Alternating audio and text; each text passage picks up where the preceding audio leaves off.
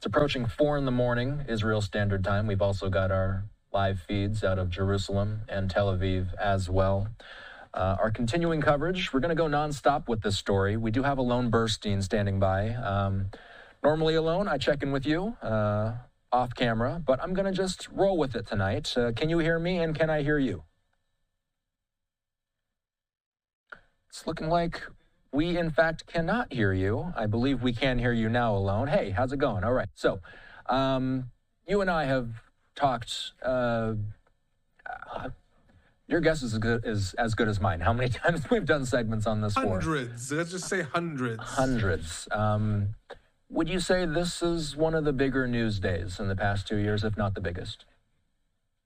Look, it is definitely one of the biggest news days when it comes to understanding what is happening in the war and where things are going. It is not yet at the point where we can say that this is the beginning of, Francis Fukuyama said, the end of history when the Soviet Union fell. This is not necessarily going to be that, whether we're looking at the end of the Israeli-Palestinian conflict or even the end of the war right now. A lot of sides are talking about what is going to happen, and it is very, very clear that there's been a major leap forward with regards to a truce between the sides, the release of hostages, the release of Palestinian prisoners, and what everyone is calling the first phase of the deal. But that said, what I have been trying to scramble over the last several hours is to figure out, but what actually has been signed with regards to later on. Everyone's talking about the first phase. The first phase theoretically is supposed to be over in a week. What happens next? Everyone is very optimistic at this moment, but 24 hours ago, everyone was very pessimistic. So it's definitely a monumental news day with regards to things moving forward. And I hope that the optimism can continue into next week. But at this point, I'm still trying to scramble for information to see what actually is going to happen next week, to see, is that optimism warranted? Let's say somebody has cautious optimism about this. What are the chief reasons why somebody would have cautious optimism tonight? So there's a couple of things to look at. You can have optimism over what has happened. First of all, depending on what you're focusing on. And second of all, even long term. If you're focusing on the release of hostages, which is one of the truly main facets of the war, main facets that has driven Israel to continue the war, far from the only one, but main facets that have driven Israel to continue the war. And one of the things that has really touched on people's human side. We have seen different people around the world react, whether they are very critical of Israel or very supportive of Israel. The hostage situation, hostages in general, I have to say, is one of the things that touch upon people. Very few people know about what's happening in Nigeria or Boko Haram. Everyone knew when those girls were kidnapped by Boko Haram. Hostages is one of the things that tends to touch people around the world, not just in relation to Israel, in general, also ISIS and etc. So, with regards to the hostages, this is one of the days to be truly optimistic. Again, I will be fully optimistic and say this has happened when actually the sides publish the deal that has been signed. What all sides are saying, though, is that the 20 live hostages are due to be released by Saturday or Sunday, i.e. in the coming days. That is a true reason for optimism. At the same time, Palestinian prisoners are due to be released, whether you are in support of an Israeli or Palestinian side. A lot of these Palestinian prisoners have been found guilty of mass atrocities of terrorism. However, a lot of them also are arrested in the Gaza Strip on suspicion and other things. A lot of people would also be optimistic that that may curry favor with the Palestinian side towards possibly a de-radicalization or de-escalation. A lot of people would disagree with that. Either way, I'm saying if you're focused on the Palestinian side of prisoners or the Israeli side of hostages, there is reason for optimism. There's also reason for optimism with regards to the ongoing fighting. Israel has agreed to withdraw from where it is, its current positions in Gaza. It has not been published to where exactly. That is one of the big glaring questions for me as someone who follows the war, I would say daily, I'm going to actually say hourly, and tries to understand where fighting is happening. I cannot tell you accurately where the Israeli military is going to fall back to, and that matters greatly, not only for the ongoing fighting, but for the lives of the Palestinians in Gaza. So what we do know is there's going to be a truce. We don't exactly know what's going to happen. So again, all that is on the cautious optimism side. Where the caution comes in is a couple of things. First of all, with regards to the hostages, It is not 100% clear what about the bodies of hostages. There's 48 hostages that we talk about, 20 of them are alive. The deal theoretically was supposed to be for the return of all the hostages. I predicted, I think online with you yesterday, and in my own channel yesterday, I predicted that Hamas would release the live hostages, but not the bodies. Hamas has now said that they can release most of the bodies, but that they don't know the location of 9 of the bodies for sure. It has not been clear. Again, the deal has not been published. So it's not been clear what exactly is included. Everyone's talking about the release of the 20 hostages. It's not clear if Hamas is going to also return the bodies of hostages that it can find. It certainly is not going to return all of them, but the bodies of hostages it can find, or if the bodies are a later phase. Some reports are saying maybe the bodies will be in next day. That is one of the reasons also the story is not over as far as hostages are concerned. Similarly, on the side of Palestinian prisoners, that is one of the main things. When Trump published the 20-point plan, I spoke to you, I spoke to a lot of different channels. I constantly said a glaring issue is going to be the identity of those Palestinian prisoners. Hamas is going to demand the top Palestinian prisoners, and they have Marwan Barghouti, Ahmed Sadat, Hassan Salameh, and others. They have demanded their release. Israel has said they are not going to be released. I don't know how that was resolved. If you had talked to me, and I think you and I actually did talk about 3 hours ago, We did. I said to you, this is probably going to be resolved, but both sides are really standing firm and saying, we're not going to budge. Trump then came out and said it's all resolved. I don't know. I don't know. Is Israel going to release Marwan Barghouti and Ahmed Sadat? That may lead to Netanyahu's government falling. In turn, has Hamas agreed to not have their release? That would be very surprising and would almost be a defeat as far as they are concerned. So we don't know. So that's a reason for caution. I will say, with all the optimism, Izzat Arishak, who is one of the prominent Hamas figures, put out a message a few minutes before I got online saying, we are still waiting for the final answer with regards to the list of Palestinian prisoners. That is the first time that I was like, whoa, whoa, whoa, whoa, whoa. You're saying actually it hasn't been fully agreed yet. Will it be? Probably. It will be very, very damaging for any side to now roll back on after Trump has said yes and said, actually, no, we're making the deal fall through. But I don't know. I don't know. So that's in terms of that caution. And another thing, and this is something we'll probably talk about a little bit more soon, the questions of what happens next. Let's say this all goes through beautifully. All goes through beautifully. The hostages are released, even the bodies are returned, Palestinian prisoners. Everyone agrees, everyone's happy. They love each other. It's all well and good. What's happening next week at this time when you and I are speaking? The Trump plan that I printed out in front of me, that's why I'm looking down, I'm looking at the different items. The Trump plan has a vision. It doesn't have an actual day-to-day outline of what's going to happen. Have the sides agreed to that, or have they not? We don't know. We don't know. And that's the reason for caution. There is a lot of reason for optimism, but there's also reason for caution with regards to the sweeping declarations of the war being over.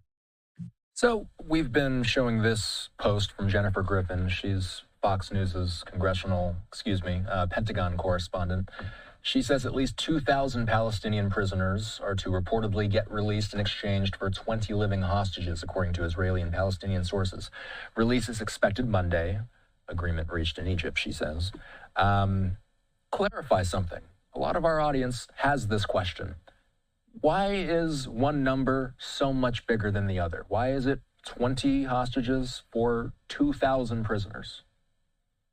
So there's historic reasons for this internationally, and there's historic reasons in the Middle East and the Israeli-Palestinian conflict. Internationally, it is one of the realities that when a sub-state actor, typically a terrorist organization, in Hamas's case, a defined terror organization, but sometimes also just like mafia gangs and etc., when they hold hostages, typically what they get in return is more people from their side. It's just one of the byproducts. Fair or not fair, it's a fact. It's one of the byproducts that happens when it comes to negotiations between terror organizations and states. In 2020, the Trump administration signed an agreement with the Taliban in exchange for the release of 5 people that were held by the Taliban. The Trump administration released over 5,000 Taliban prisoners that were held in Afghanistan, either by the United States or by the United States allies. That's a typical thing when it comes to negotiations between states and organizations. In the history of the Israeli-Palestinian conflict, that is the same. This dates back to 1985. That was the first big deal that happened between Israel and a terror organization. And at that deal, over 1,500 Palestinian prisoners were released in exchange for 3 live IDF soldiers. Dating back to 2011, one IDF soldier, Gilad Shalit, is released in exchange for 1,000 Palestinian prisoners. It's just part of the way these negotiations tend to happen.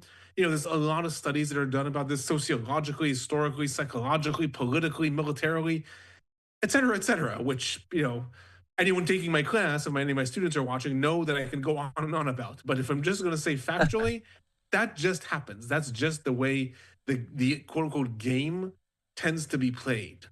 Now, with regards to the Palestinian prisoners, there are some glaring things when it comes to the question of who they are. And in this, maybe I'll take a step back and let me just talk for a second about who are the Palestinian prisoners. Because everyone knows pretty much that the hostages, the Israeli hostages, were kidnapped on October 7th.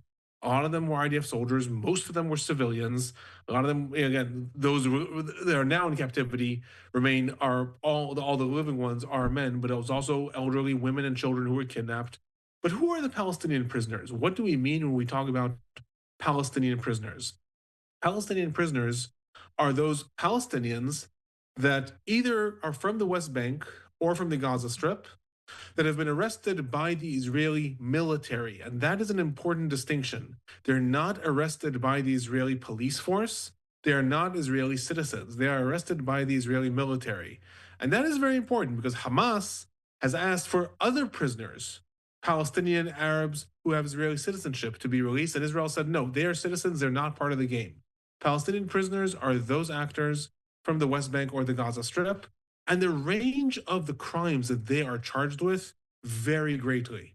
A lot of them, obviously the life sentence ones, are the ones that led massive terror operations. Marwan Barghouti led the Tanzim. That was the organization that perfected suicide bombing in Israel between 2000 and 2002. That is those types of prisoners. Equally, it is Palestinians who are arrested on charges of stone throwing or on charges of insulting an officer. That is the range of all Palestinian prisoners. And that is the reason why, first of all, there are so many of them. And second of all, why there is this distinction that we often draw and Hamas draws between the heavy prisoners. Those are the prisoners that are the leaders of terror organizations. They're known leaders within the Palestinian movement. Marwan Barghouti has been signaled out to be the possible next chairman of the Palestinian Authority, and he's in an Israeli jail. He's often compared by Palestinians to Nelson Mandela, who, while he was in jail, was also seen as the hero and future leader of the people. And it also ranges to people that are in jails in Israel for a lot less charges. When it comes to that number of 2,000, there is also here, I will say, a glaring question mark as to who those 2,000 are. What we do know is that 250 of them are those that are sentenced to life sentence in Israeli jails. That means they are the heaviest of prisoners. Again, Hamas has demanded the top prisoners, but they are the heaviest of prisoners. When you say heaviest, let's make something clear to the people. When you mean heaviest, what do you mean?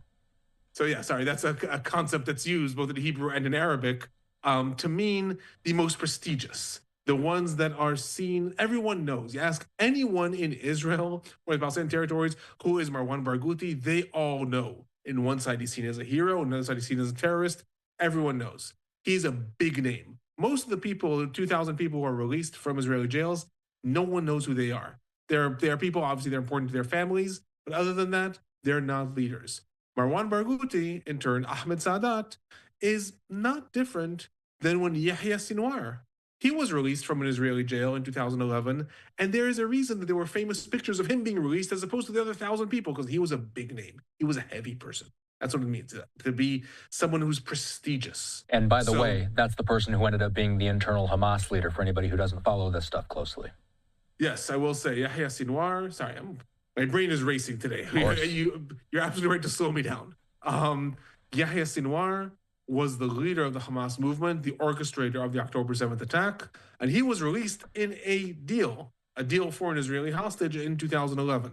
That is one of the things that many of the critics of the hostage deal now are saying, you're releasing the next leaders of the next October 7th. That's the criticism that's coming from the other side. So when it comes to who are these prisoners, there are the 250 life sentence prisoners, and they include those top leaders, but they also include a lot of others that are leaders of Palestinian movements, leaders of the Popular Front for the Liberation of Palestine, leaders of the Tanzim. These are all leaders of different Palestinian factions. Earlier today, after this deal was already announced, Israel said it's not going to release those specific prisoners, those leaders. In turn, Hamas has said, we have demanded those leaders and we're awaiting the answer. At this moment, I cannot tell you, are they going to be released or not? Honestly, I don't see either side backing down, but I also know that neither side is going to want to be the one that foils the deal for Trump. So I don't know about that. In addition to that, beyond those quote unquote heavy prisoners and the 250 life sentence prisoners, Trump's 20-point plan, Article 5, says that 1,700 Palestinians who were arrested in the Gaza Strip are going to be released, including all women and children. That is vague on two levels. Number one, it's vague because it does not say if all women and children, Palestinian prisoners, children meaning anyone under the age of 18, all women and children also from the West Bank are released. That would be important. Hamas wants to show that it's victorious in the West Bank as well. It's not just helping Palestinians in Gaza, that's releasing prisoners from the West Bank. The deal is unclear on that. That statement said 2,000 prisoners. We don't know. Another important thing, again, after this deal was announced already, Israel said it is not going to release the Nukhba fighters. Nukhba are the Hamas commando units. They are the ones who participated in the October 7th attack.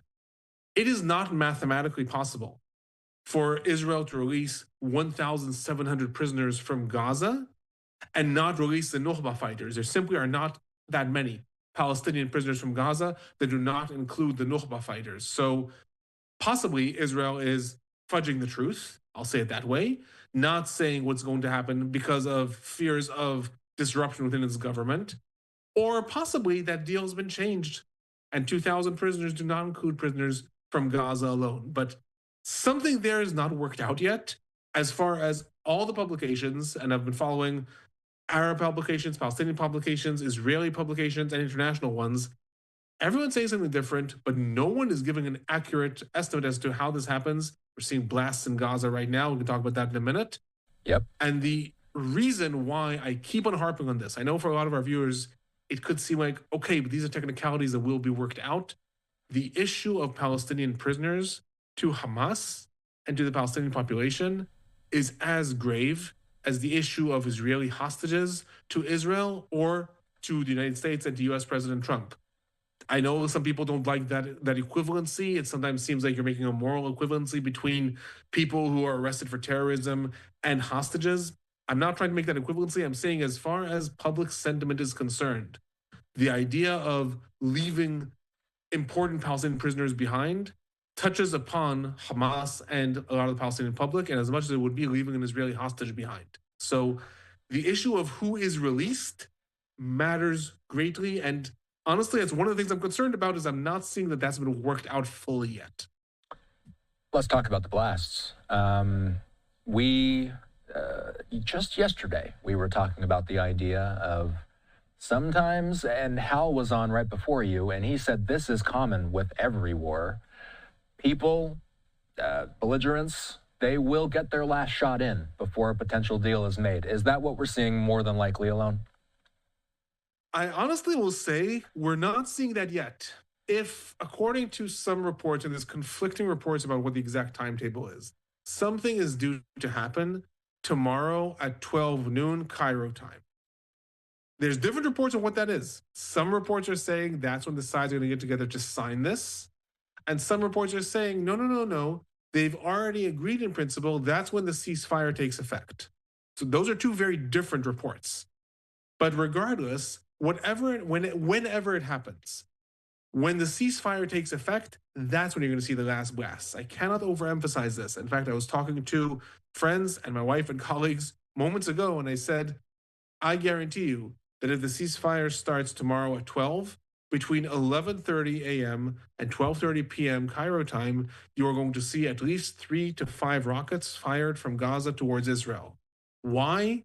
Because, like Hal said, this is very, very common. Sides want to show we're not defeated.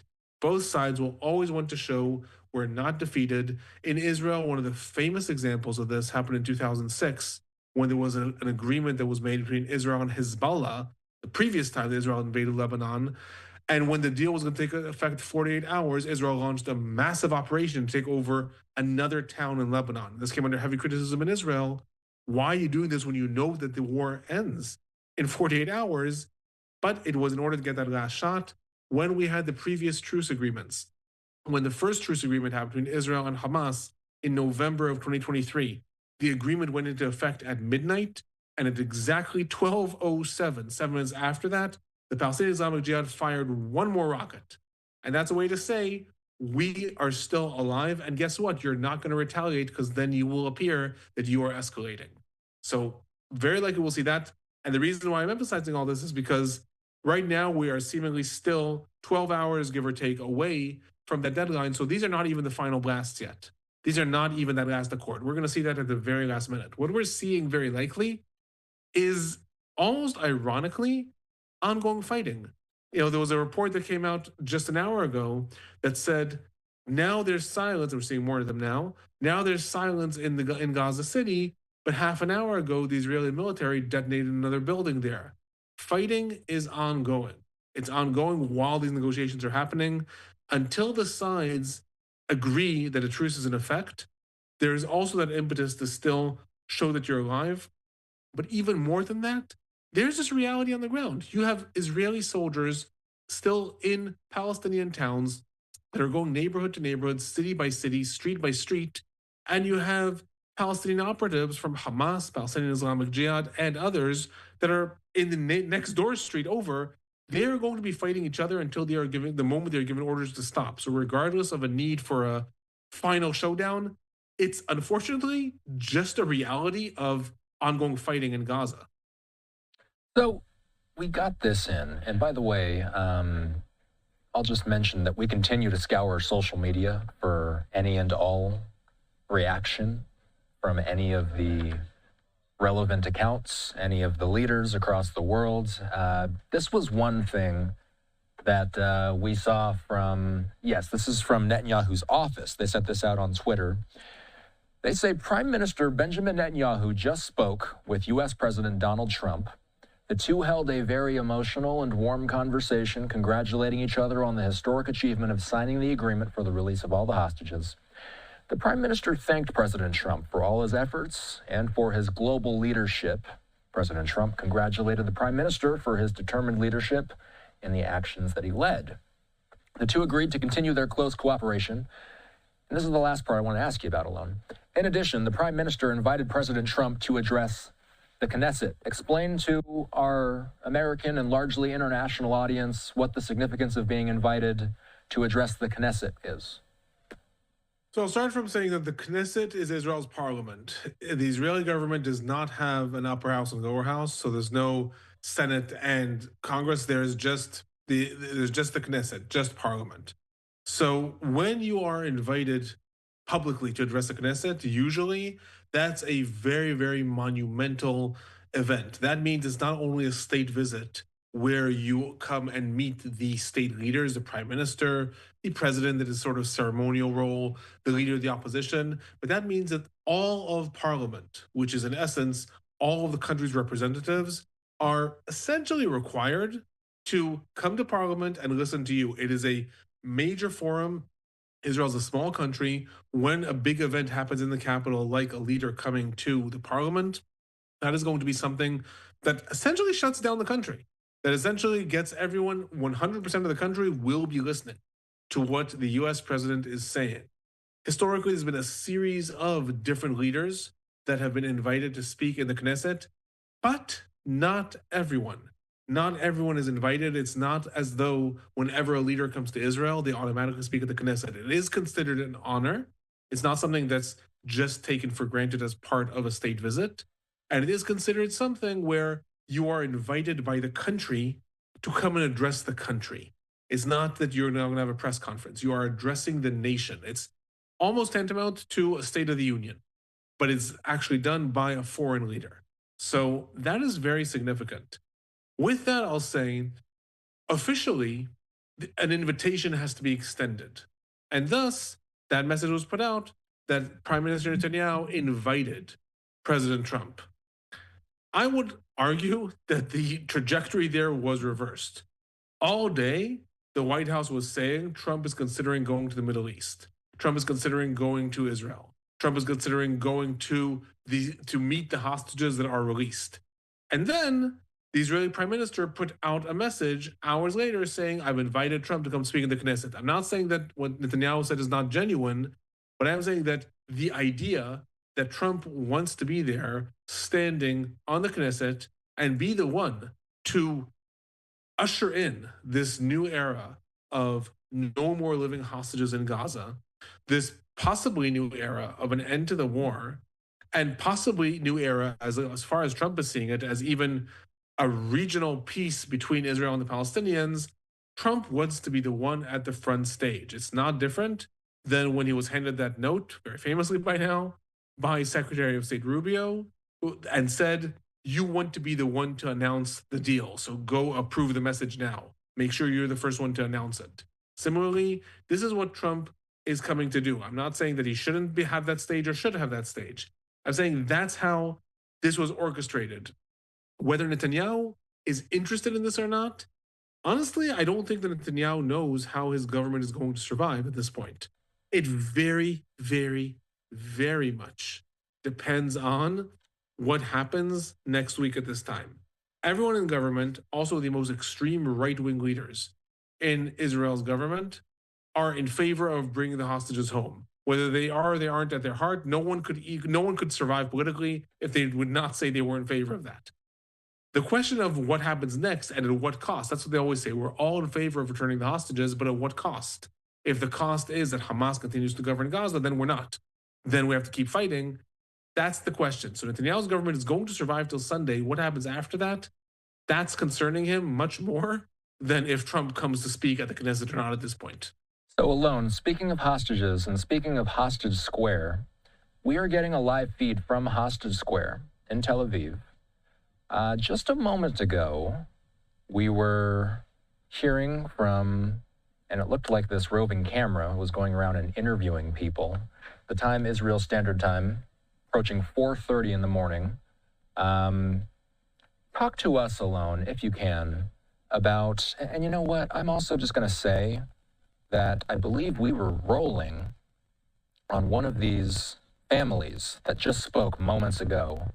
Let's play this out. I believe they speak in Hebrew. I'm curious if you can make out what they're saying and tell us what exactly they were talking about. Again, this happened just about 30 seconds ago. Let's watch real quick. וואו, איזה מטורף, איזה מטורף. איך נושמים, מאיפה מכניסים אוויר, מאיפה נושפים אוויר, איך מעבירים את הימים האלה עד שהם יחזרו הביתה. איזה מרגש, איזה מרגש. אמא. אפשר לעצור את השעון מאחורה? לחזור להיות משפחה רגילה, נתחיל לשקם את החיים של מתן ואילנה. אילנה השתחררה ביום ה-55 ומאז הזמן עצר מלכת, היא לא עשתה שום דבר עבור עצמה. והגיע הזמן שהזוג המדהים הזה, האוהב הזה והנאהב והאהוב, יחזור לשקם את הזוגיות שלו, את החיים שלו. די, ונוני הכלב כל כך ישמח לראות את מתן, זה מטורף, שמישהו יודיע לנוני! Alon, we had you, and me and you were both muted during that. What did you take from what she just said there? Could have told me that I would have stopped trying to simultaneously translate. So that was Einat Sangaukar. She became one of the iconic leaders of the protest movement. She's one of the people who was very innovative when it came to the families of the hostages. Her son is held kidnapped, is one of the people who's still alive in the Gaza Strip. And she's one of the people who really became very, very outspoken when it came to criticizing the Israeli government, chastising the government for what they saw as torpedoing hostage deals and not moving forward with them. She was also very, very, I'll say, innovative when it came to how she got the public attention. She hung herself up in a cage above a main street in order to draw attention to herself.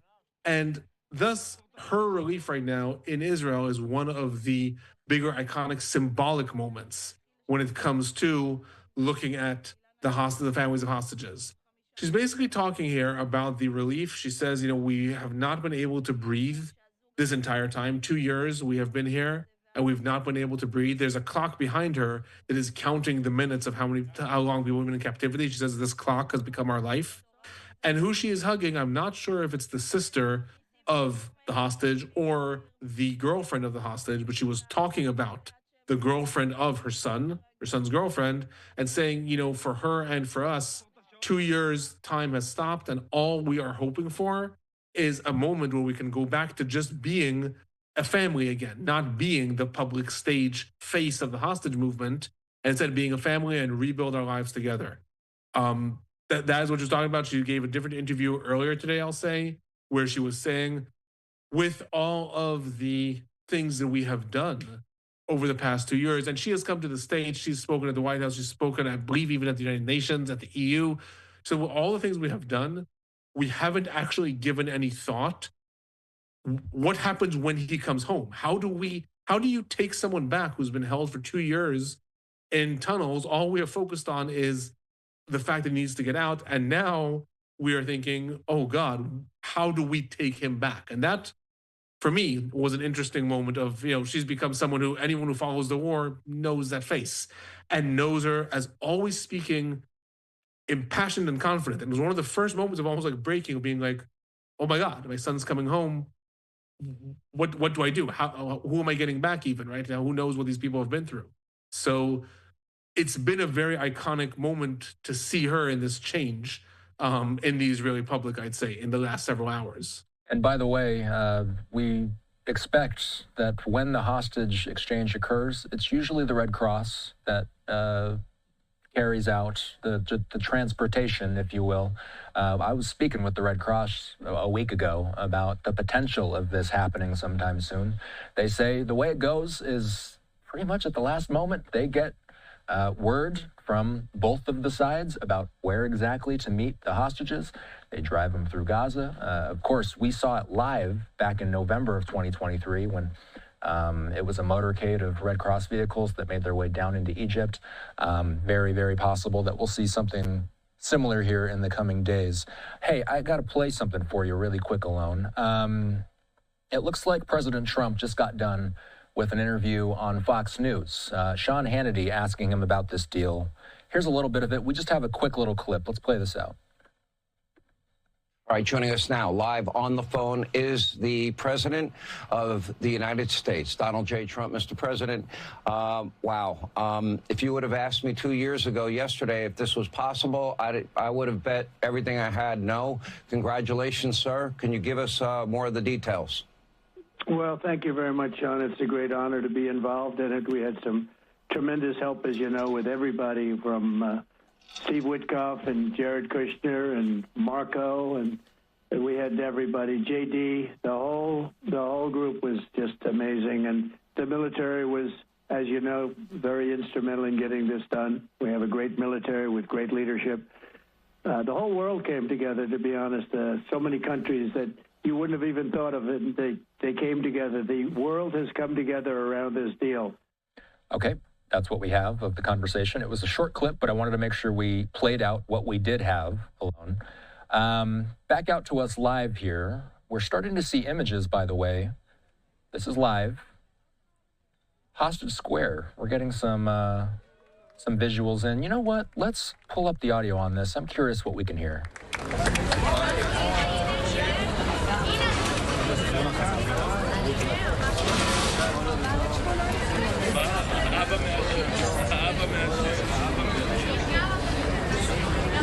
אבא של אלון? לשמור? To keep it? 5 דקות. רגע, היא ביקשה שנשמור לה על זה.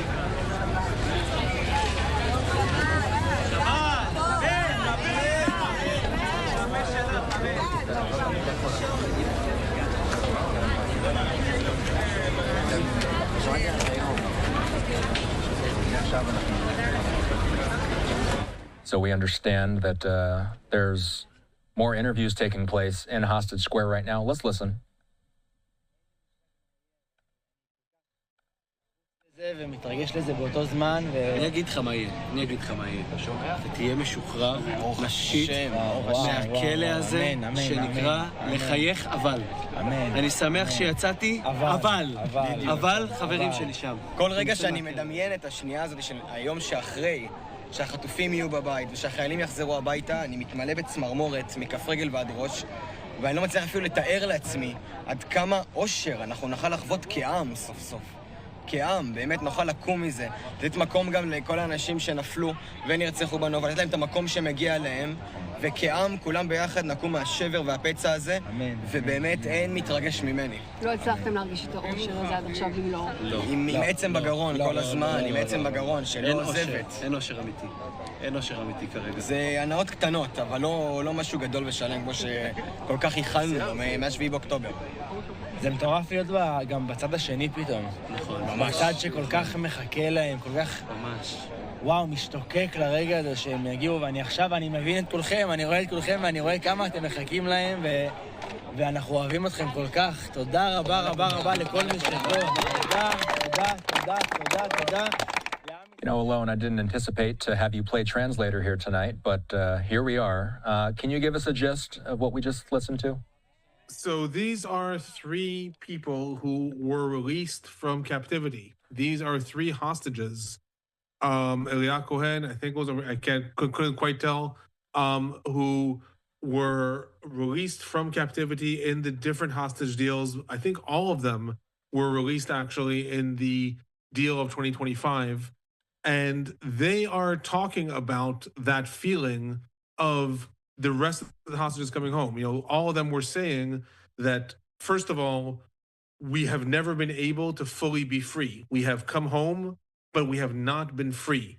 And one of them articulated that in a very moving way, said, it has been ever since we came home, you're happy, but you're smiling, but you're relieved, but it's always this feeling of who you left behind that they were feeling guilty about, and that now finally they're looking forward to just being able to be happy at the fact that they're home and rehabilitated. It's also important to note that at least 2 of the people there that were just speaking in this video have been mentioned by hostages that are still held in Gaza in hostage videos. When they made hostage videos that Hamas published over the last several weeks, they mentioned, every now and then would say, Omri, you sat here with me, speak out, cry out. So as part of the messages that were sent from the hell of captivity, they were calling out to these people.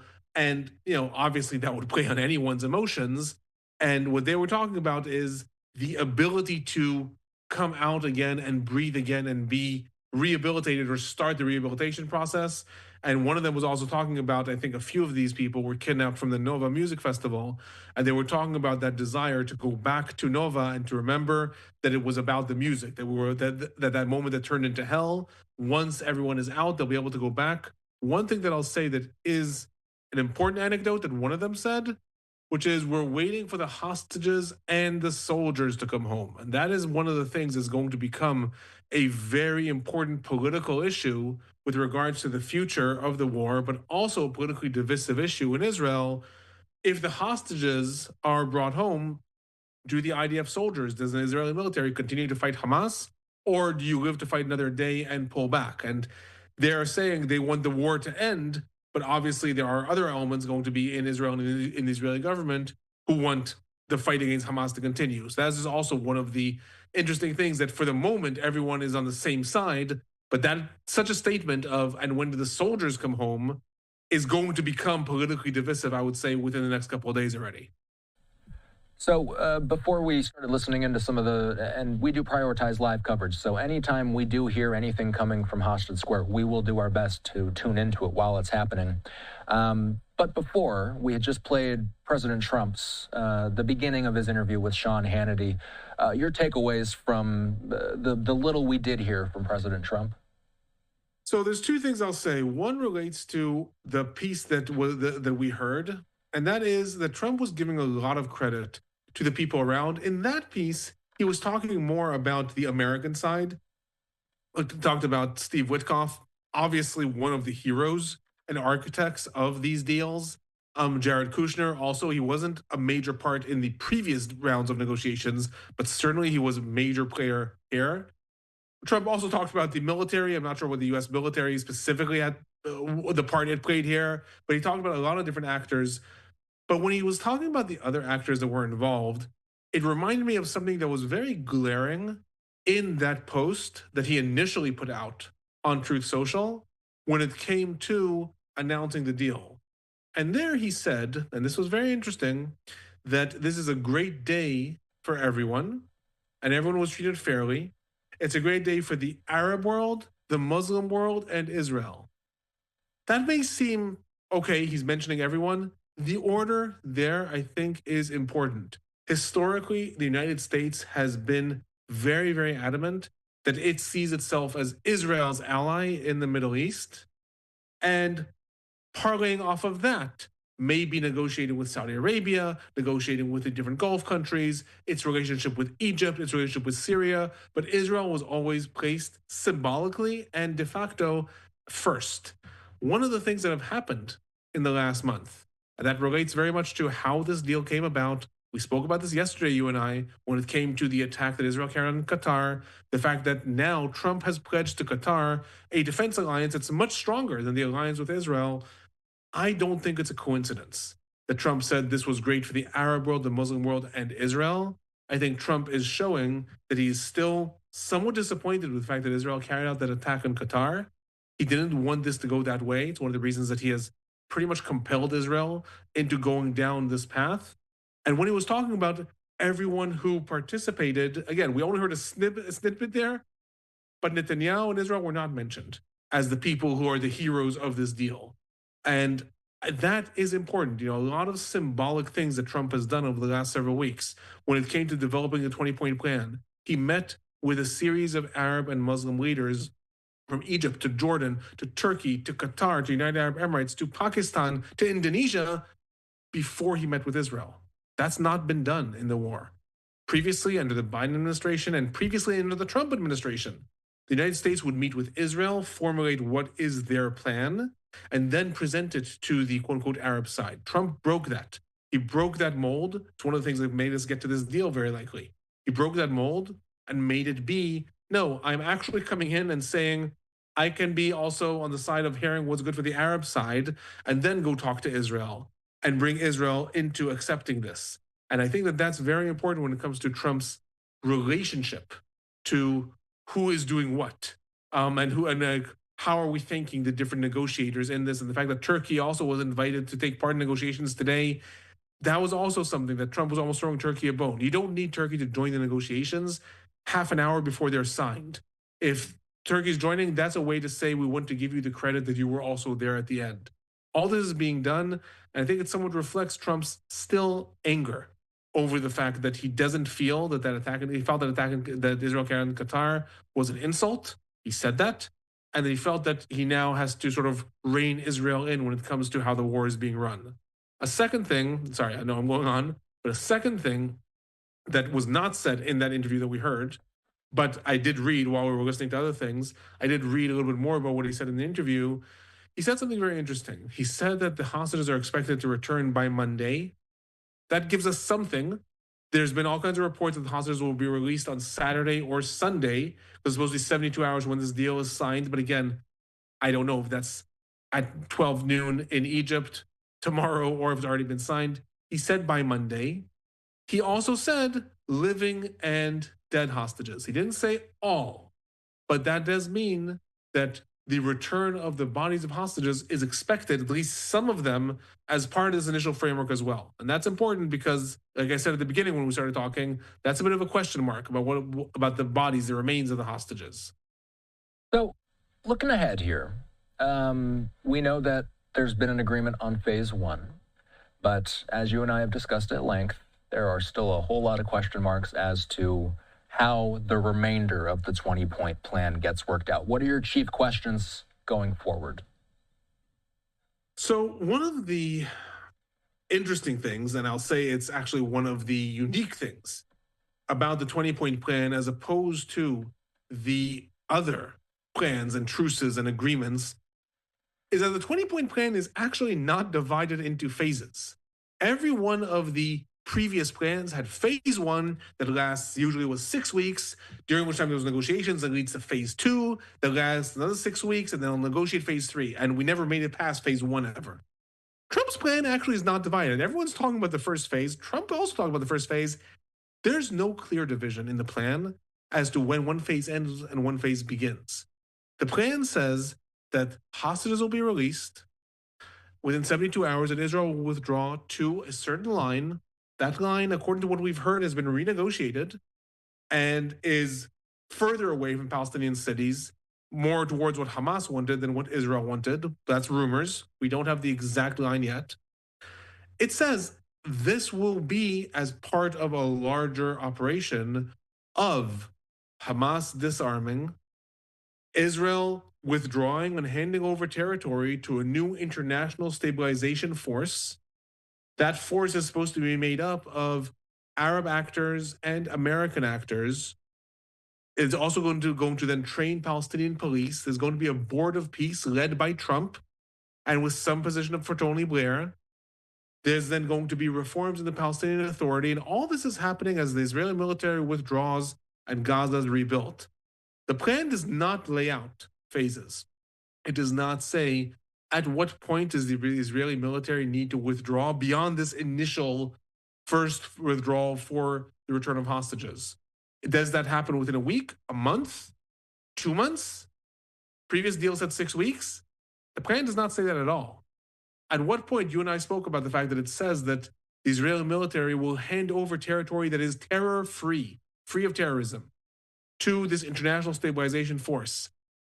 Who decides if it's terror-free? Is it Israel? Is it Trump? Is it this international force? We don't know. A question that I think is glaring that almost no one has asked is who gets to decide who is part of that international force? It says it'll be made up of the United States and Arab actors. So, does the United States get to decide that, hypothetically, obviously this probably wouldn't happen, but hypothetically, Algeria, Libya, they can send soldiers into Gaza and Israel does not have a veto? Or does Israel have a veto? Who gets to decide, right? Logically, we assume it's going to be forces from Egypt, Jordan, Saudi Arabia, United Arab Emirates. But without it being clear, that's a question mark. Israel may accept soldiers from the United Arab Emirates. Are they going to accept a Qatari military force coming into Gaza? Don't know. The plan does not say, and the plan does not specify how each phase relates to the next one. Does one have to be complete before the next one happens? All these are questions that were supposed to be worked out in the negotiations. Everyone's now saying phase one is completely negotiated and we've signed, and we're going to move forward. One of the things that Hamas was demanding in these negotiations is that there be guarantees that the fighting will not resume after the hostages are released. The hostages were Hamas's guarantee that the fighting will not resume after the hostages are released. There's conflicting reports as to if they got that. According to some reports, they have a guarantee from Trump, Turkey, Qatar, and Egypt that fighting will not resume so long, this is the quote, so long as both sides are living up to their agreement. Is the IDF supposed to withdraw within a week and hand this over to the National Stabilization Force? Is that living up to the agreement? Is that... It's unclear. Maybe this has been worked out. As far as has been published, I'll say in almost any media outlet, because I scour most of them, as you know, we don't know. And that is the place that I think we can be very optimistic because, look, this whole deal came about a week and a half ago. Who knows where we'll be in a week and a half? So maybe this will be worked out in record time and Trump will compel all sides to say, just shut up and get it done. Or we will look at the hostages being released and then Hamas saying, but you promised this, Israel saying you promised this. And we may be looking at the sides with the return to violence about to spiral up again within a week. I really do not know in that moment. Let's get to some more unknowns, at least what I believe is an unknown. I'm reading some more quotes from the Trump interview on Hannity moments ago. He said, quote, Gaza is going to be a peaceful, much safer place. Other countries in the area will help it reconstruct. The United States, will be involved in helping them make it successful. So is that giving us a little bit more context as to building Gaza back afterwards? We're talking far in the future at this point. So on my channels, my first plug I'll do in the Israel-Palestine report, my channel on YouTube, about a month ago, I did a video in which I discussed what was then a very, very vague economic plan. It was an economic plan that was rumored to be discussed within the, these are pictures, I think, these are now pictures from Gaza, actually. It says Hostage Square in Israel, but I believe that these are actually pictures coming out from Gaza that we're seeing. You are correct. You are correct. It's labeled incorrectly, but those are images from Gaza. Thank you. So we're seeing celebrations actually on both sides. Now it's back to Tel Aviv. We're seeing celebrations actually on both sides, which is a rare thing to see in the Middle East. We have to put that out there too. Hey, Alon, let's listen into the Gaza feed. We're getting this in right now. You know what? Let's listen. I'm curious if we can hear anything real quick. Let's listen.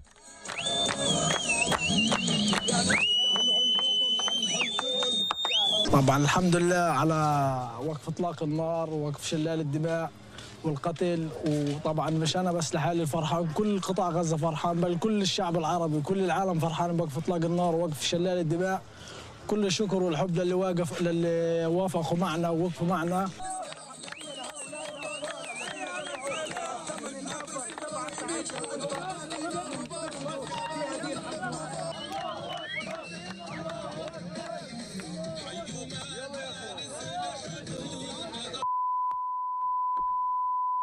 That's what happens with these live feeds. They were giving us taped playback. We thought for a moment there that was live, but in fact that was our content affiliate, Reuters, playing back some taped playback from Gaza. Alon and I were listening to that. Alon, you caught some of that. What's the gist?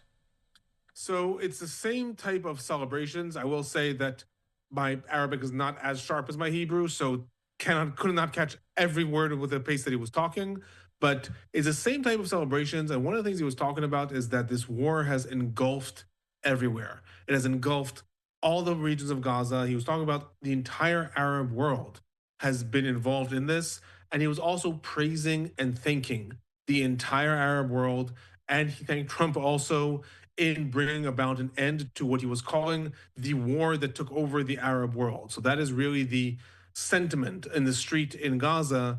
Very importantly, he was not talking about the return of Palestinian prisoners or things like that. These people in Gaza are just talking about a return to life, a return to an end to these blasts. And meanwhile, we were seeing, while they were talking on the side view camera, we're seeing blasts in Gaza. So the celebration there is much more about the truce and ceasefire and an end to the ongoing fighting. So, I had cut you off for a moment there. We were talking about the idea of Trump saying, and again, I'll quote, this is from his interview with Sean Hannity moments ago. He said, quote, Gaza is going to be a peaceful, much safer place. Other countries in the area will help it reconstruct and will be involved in helping them make it successful. Does that give us at least a little bit more context about the White House's thinking of how Gaza will be rebuilt? What I was saying is, when I looked at this plan from a month ago, this was an economic plan that was being developed in the White House. And again, this is before there was a 20-point plan. This is when the fighting was still raging on, and it would seem to be a very futuristic idea. And this idea was that Gaza was going to be handed over, that's a quote, handed over by Israel to the United States as a trust for 10 years. And the United States was going to look at it as a development zone. It was going to look at it as a development site. It was going to draw in mass amounts of investment from private entrepreneurs from Saudi Arabia, Qatar, Bahrain, Oman, United Arab Emirates, lots of other different countries, with the idea of rebuilding Gaza into a thriving economic zone. And in the plan, you could really see Trump's vision, right? This is how Trump views the world through the prism of real estate, through the prism of economic development. and looking at the fact that this will bring about prosperity, and that prosperity will bring about de-radicalization and peace. The plan talked about everything from smart cities that are run by AI to a Elon Musk development AI center to railroads that connect Saudi Arabia and Asia all the way to the Mediterranean that then allow goods to go into Europe. It was all very, very developed. None of that is seemingly going to happen because large parts of that plan involved relocating Palestinians. It involved Palestinians either being relocated in Gaza or being given economic incentives to leave.